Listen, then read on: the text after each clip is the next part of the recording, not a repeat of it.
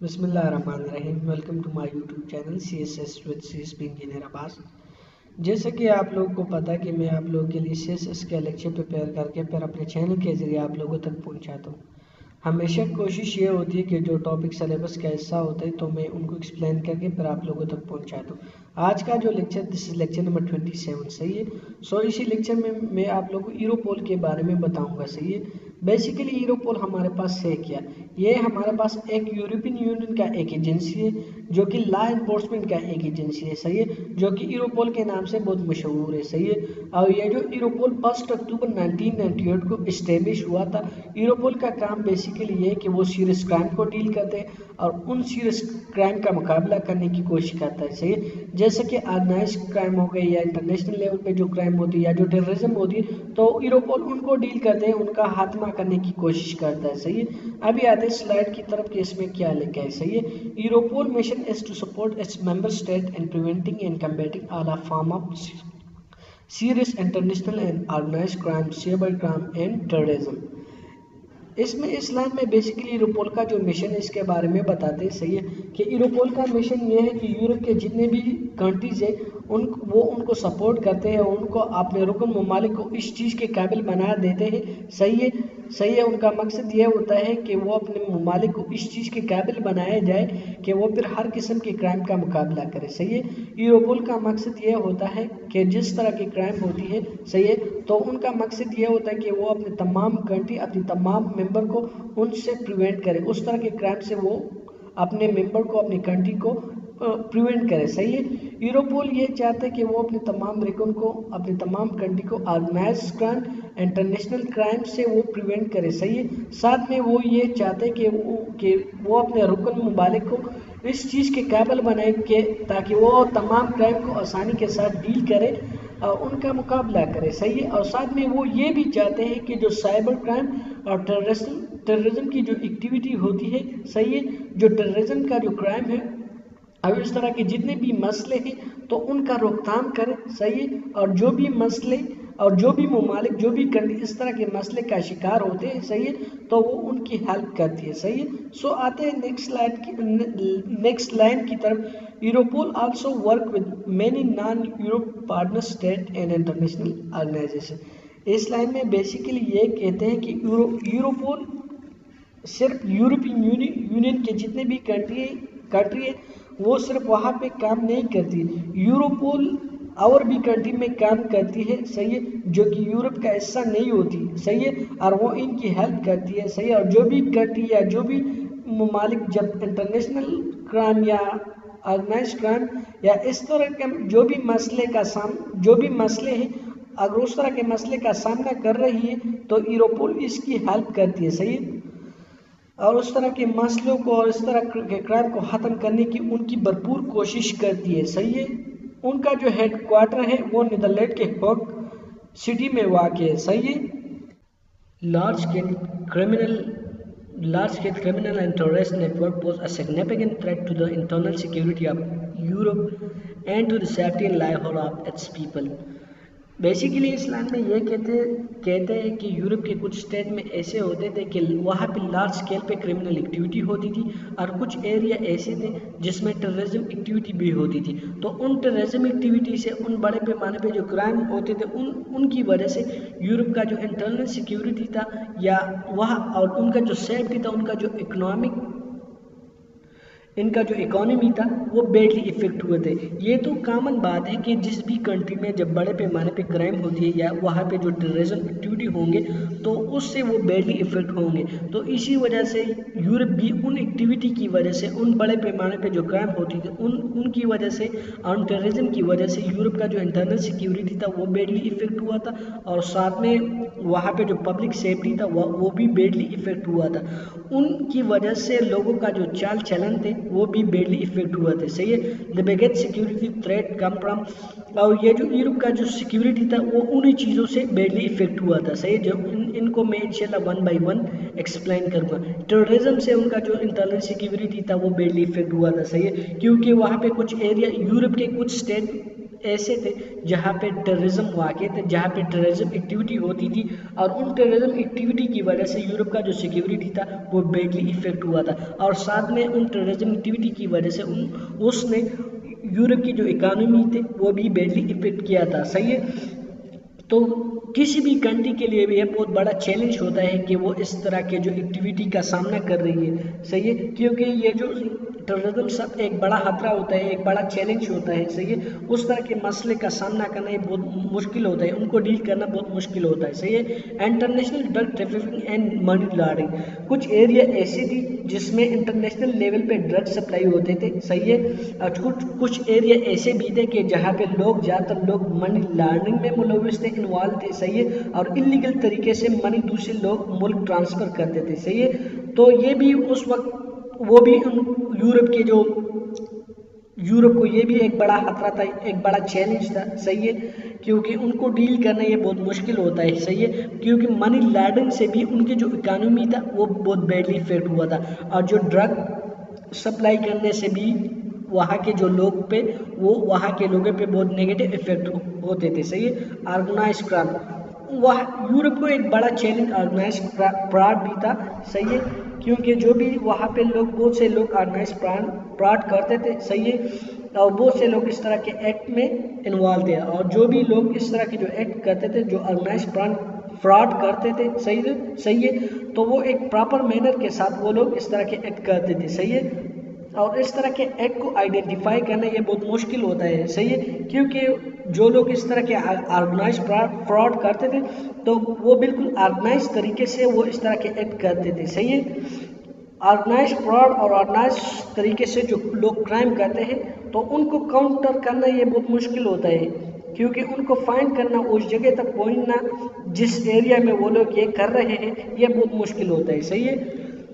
The counter fitting of euros, वहाँ पे कुछ लोग ऐसे थे, कुछ एरिया ऐसे थे जिसमें फेक यूरो के नोट भी तैयार करते थे। यूरो एक करेंसी है जो यूरोप में यूज होते हैं। सही है, तो कुछ लोग ऐसे थे, ऐसे काम करते थे कि फेक यूरो करेंसी बनाते थे, यूरो के फेक नोट बनाते थे। सही है, और उनको फिर बांधते थे। सही है, क्यों, उस वक्त उनको ये भी एक चैलेंज था, उस तरह के मसले को डील करना ये भी उनको एक चैलेंज था। सही, ट्रैफिकिंग एंड ह्यूमन बीइंग, वहाँ पे ह्यूमन बीइंग, इंसानों का भी स्मगलिंग होती थी, बच्चों की स्मगलिंग होती थी, बड़ों की स्मगलिंग होती थी, तो ये भी उनको एक चैलेंज था। सही है। अभी मैं आप लोगों को facts and figure of Europol के बारे में बताऊंगा। सही है, जैसा कि मैंने आप लोगों को पहले बताया कि यूरोपोल 1 अक्टूबर 1998 को इस्टेब्लिश हुआ था। सही है, it consist of more than 1400 staff, तो इसमें 1400 से ज़्यादा लोग इसमें काम करते हैं, 1400 से ज़्यादा स्टाफ पे वो मुश्तमिल है। सही है, 264 यूरोपोल लेसन ऑफिसर, इसमें 264 यूरोपोल लेसन ऑफिसर काम करते हैं। सही है, 264 लेसन ऑफिसर रखते हैं। सही है, 1000 of international investigation supported each year, हर साल हज़ार से ज़्यादा इंटरनेशनल केसेस की इन्वेस्टिगेशन में अहम किरदार अदा करती है। जो इंटरनेशनल इन्वेस्टिगेशन होती है तो उसमें वो अपना रोल अदा करते हैं। सही है, become an official Europe agency on 1 जनवरी 2010, 1 जनवरी 2010 में वो ऑफिशियली यूरोप एजेंसी बन गया था। सही है, सो अभी मैं आप लोगों को यूरोपोल के मैंडेट के बारे में बताऊंगा। सही है, कि उनका मैंडेट हमारे पास क्या है। सही है, सो आते हैं तो स्लाइड को पढ़ते हैं। सही है, Europol listen to what Europol member need and analysis crime trend in the Europe. सही है, the agency supported the investigation initiated by the member state. Basically मैं आप लोग को यहाँ तक एक्सप्लेन करूँगा, बाद में इंशाल्लाह मैं और भी एक्सप्लेन करूँगा। सही है, सो जैसा कि मैंने आप लोगों को बताया कि अभी मैं यूरोपोल के मैंडेट के बारे में बताऊंगा। सही है, इस लाइन में बेसिकली ये कहते हैं कि यूरोपोल हमेशा वो कोशिश करती है कि उनकी स्टेट की ज़रूरियात क्या है। सही है, और वो अपने स्टेट को हमेशा जज करती है कि उनको क्या रिक्वायर्ड होता है। सही है, और फिर उस हिसाब से वो उस स्टेट की, अपने रुकन ममालिक की, अपने लोगों की हेल्प करती है। सही है, और सारे यूरोप में जितने भी क्राइम होते हैं उनको एनालाइज करते हैं। सही है, और जितने भी क्राइम्स के ट्रेंड होते हैं उन क्राइम के जो ट्रेंड होते हैं उनको भी स्टडी करते हैं, सही है। और वो ये जानते हैं कि इस क्राइम के काजेस क्या है, ऐसे कौन सी वजूहात है जिसकी वजह से क्राइम का जो ग्राफ है वो ऊपर की तरफ जा रहा है, सही है। और ये एजेंसी, यूरोपोल का जो एजेंसी है वो हमेशा अपने मेंबर को सपोर्ट करती है। जब उनकी जो मेंबर होती है, जब वो इन्वेस्टिगेशन करता है तो इन्वेस्टिगेशन में वो इनकी हेल्प करती है, उनको सपोर्ट करती है, सही है, ताकि फिर उनको इन्वेस्टिगेशन आसान हो जाती है, ताकि वो आसानी के साथ इन्वेस्टिगेशन कर सके, सही है। So, true Europol officer never arrest citizen and investigate investigation, सही है। इसमें बेसिकली ये कहते हैं कि ये जो यूरोपोल के जितने भी ऑफिसर होते हैं वो कभी भी अपने सिटीजन को गिरफ्तार नहीं करते और उनको इन्वेस्टिगेशन करने पे भी मजबूर नहीं करते, सही है। जब उनको मुकम्मल पता चले कि अब ये लोग क्रिमिनल है तब वो इनको अरेस्ट भी करते हैं और उनकी इन्वेस्टिगेशन भी करती है, सही है। और वो ये काम वहाँ की जो लॉ एनफोर्समेंट एजेंसी होती है वो उनके ज़रिए वो ये काम करते हैं, सही है। Europol usually work consists of dealing with crime that require an international approach and cooperation between the several countries inside and outside the Europe. The decision on which crime to prioritize is shared by the impact. जैसा कि मैंने आप लोगों को बताया कि Europol हमेशा अपने कंट्री को सपोर्ट करती है, सही है। यूरोपोल हमेशा इन क्राइम को डील करते हैं जिनको इंटरनेशनल अप्रोच और इंटरनेशनल कोऑपरेशन की ज़रूरत होती है, सही है। फिर उन कोऑपरेशन के ज़रिए वो उस क्राइम को, उस क्रिमिनल को आसानी के साथ डील कर पाएंगे, सही है। यूरोपीय यूनियन के अंदर या बाहर ममालिक में जितने भी क्राइम होते हैं अगर उनको इंटरनेशनल कोऑपरेशन की ज़रूरत होती है तो फिर यूरोपोल इन मुल्कों के साथ कोऑपरेशन करती है, सही है, ताकि वो इस क्राइम को आसानी के साथ डील करते हैं, सही है। और वो उन क्राइम को तरजीह देते हैं, उन क्राइम को पहले डील करेंगे जिनके इम्पैक्ट ज़्यादा होंगे, वो पहले उन क्राइम को डील करेंगे जिनके इम्पैक्ट ज़्यादा होते हैं, सही है। वो जिन क्राइम के इम्पैक्ट ज़्यादा होते हैं तो वो उस हिसाब से उस क्राइम को पहले नंबर पे वो डील करेंगे, सही है, वो पहले नंबर पे उसको डील करते हैं, सही है। सो ये हमारे पास यूरोपोल का बेसिकली मैंडेट था, सही है। अभी मैं आप लोग को यूरोपोल की जो सर्विसेज के बारे में बताऊंगा, सही है। यहाँ पे लिखा है कि यूरोपोल का जो सर्विसेज है वो बिल्कुल यूनिक है, सही है। सो आते हैं पढ़ते हैं कि यूरोपोल का जो सर्विस है वो क्यों यूनिक है, सही है। सो अभी मैं आप लोग को इसके बारे में बताऊंगा, सही है। Our position at the heart of European security architecture allow us to offer a unique range of services. Europol is high security operational center that operate non-stop 24 hours a day 7 days a week. इसमें basically ये कहते हैं कि Europol का जो security services से वो बिल्कुल यूनिक है, वो बहुत अच्छे तरीके से सिक्योरिटी के जो प्राइस है वो सरंजाम देते हैं, सही है। वो सिक्योरिटी के सर्विसेज में वो काफ़ी महारत रखते हैं, सही है। और यूरोपोल सारे यूरोपियन यूनियन के जितने भी कंट्री है उनकी सिक्योरिटी में वो अहम किरदार अदा करती है, सही है। और वो एक डिफरेंट तरीके से वो वहाँ पे सिक्योरिटी के सर्विसेज सरंजाम देते हैं, सही है। और यूरोपोल के जितने भी स्टाफ होते हैं, जितने भी सिक्योरिटी अफसर होते हैं वो 24 घंटे अपने प्राइस सरंजाम देते हैं, सही है। सो वीक के सारे जो 7 दिन होते हैं उस 7वां दिन में वो अपने काम अपने परिचय सरंजाम देते हैं, सही है। एनालिसिस दूसरी लाइन में क्या कहते हैं, analysis is the core of और एक्टिविटीज और क्रिमिनल एनालिस्ट और among the best trend and Europe they used to stay up the art tool to support investigation by law enforcement and the United and the member state on the daily basis. इसमें basically ये कहते हैं उनका जो service है वो इसलिए unique है, सही है, कि यूरोपोल के जो मैन एक्टिविटी है, यूरोपोल के जो मैन एक्टिविटी वो ये है कि वो सारी चीज़ें को एनालाइज करते हैं, वो सारी चीज़ों की एनालिसिस करते हैं, सही है। और वो अच्छी तरीके से वो चीज़ों का एनालिसिस करते हैं, सही है।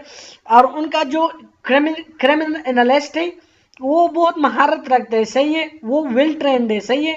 जो कि उनका काम ये होता है कि क्राइम और क्रिमिनल के बारे में वो उनसे रिलेटेड जितनी भी चीज़ें होती है वो उनकी एनालिसिस करते हैं, सही है। और ये जो क्रिमिनल एनालिस्ट होते हैं वो वेल ट्रेंड होते हैं, तमाम यूरोप में वो पहले पोजीशन रखते हैं, सही है।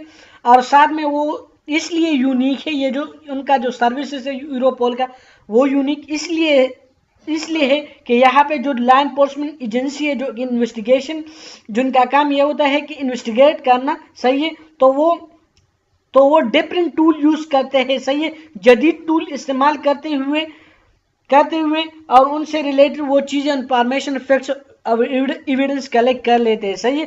फिर उनको चीज़ें आसान हो जाती है, फिर उनको ये आसान हो जाता है कि आपने क्राइम और क्रिमिनल को किस तरह डील करना होता है, सही है। तो फिर वो आसानी के साथ क्राइम को डील कर सकते हैं, फिर वो आसानी के साथ क्रिमिनल को इन्वेस्टिगेट कर सकते हैं, सही है। To give our partner deeper insight into the crime that tackling, we produce regular assessment that offer comprehensive forward-looking analysis of crime, terrorism and Europe. इसमें यह कहते हैं कि यूरोपोल के जितने भी पार्टनर होते हैं, तो यूरोपोल अपने तमाम पार्टनर का हेल्प करती है और उसको इस चीज़ के काबिल बनाने की कोशिश करते हैं ताकि वो आसानी के साथ क्राइम को टैकल करे, सही है, और उन तमाम पार्टनर को तमाम क्राइम से प्रिवेंट किया जाए, सही है।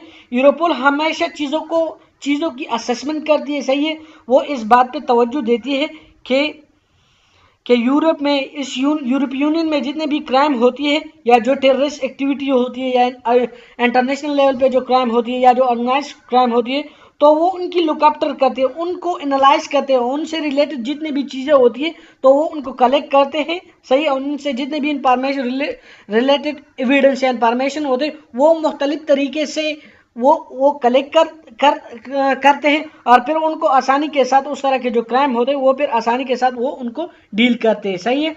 Europol also utilise specialised system which offer fast and secure capability for storing, searching, visualizing and linking information, thus comprise a sophisticated crime fighting toolbox. इसमें बेसिकली ये कहते हैं कि यूरोपोल का जो सिस्टम है वो यूरोपोल एक स्पेशलाइज्ड सिस्टम के अंदर काम करती है जो कि बहुत फास्ट होती है। इनमें कैपेबिलिटी है कि वो हर चीज़ से इंफॉर्मेशन, हर चीज़ से रिलेटेड वो इंफॉर्मेशन को स्टोर कर सकता है। साथ में वो किसी भी क्राइम से रिलेटेड मुख्तलिफ चीज़ें को आसानी के साथ सर्च कर सकते हैं, सही है। और फिर उन चीज़ें के जरिए वो सारे क्राइम और क्रिमिनल का आसानी के साथ फिर वो मुकाबला कर सकता है, सही है। इसमें बेसिकली अब आते हैं, मैं आप लोग को मैनेजमेंट और कंट्रोल के बारे में बताऊंगा, सही है, कि यूरोपोल का जो मैनेजमेंट वो क्या है, उनका जो कंट्रोल है वो क्या है, सही है। Europol is accountable at Europe level to the council of minister for justice and home affair.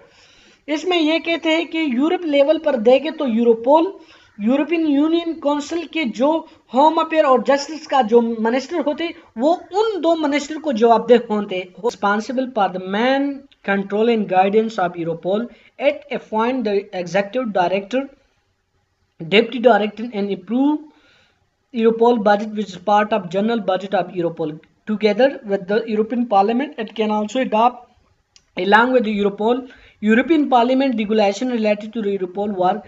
Each year, the Council forward a special report to the European Parliament on the work of Europol. Basically, इसमें ये कहते हैं कि council की responsibility ये होता है कि वो यूरोपोल के सारे एक्टिविटी को कंट्रोल करती है, सही है, और उनकी जो एक्टिविटी होती है वो उनको गाइड करती है, उनके सारे प्रोजेक्ट को गाइड करती है, सही है, और उनको ये बता दे कि आपने किस तरह चीज़ों को हैंडल करना है, सही है। ये जो काउंसिल होती है वो एग्जीक्यूटिव डायरेक्टर और डिप्टी डायरेक्टर भी अपॉइंट करती है, सही है। यूरोपोल के एग्जीक्यूटिव डायरेक्टर और डिप्टी डायरेक्टर भी ये जो काउंसिल होती है वो उसको अपॉइंट करती है, सही है। और साथ में वो इसमें ये कहते हैं कि यूरोपोल का जो बजट होता है वो भी ये जो काउंसिल होते हैं वो भी उसको डिसाइड करती है, सही है। और वो ये जो बजट होती है वो यूरोप के बजट का एक हिस्सा होता है, सही है, और वो पार्लियामेंट के साथ मुश्तरका तौर पर उसको डिसाइड करती है, सही है, उसको अप्रूव करती है, सही है।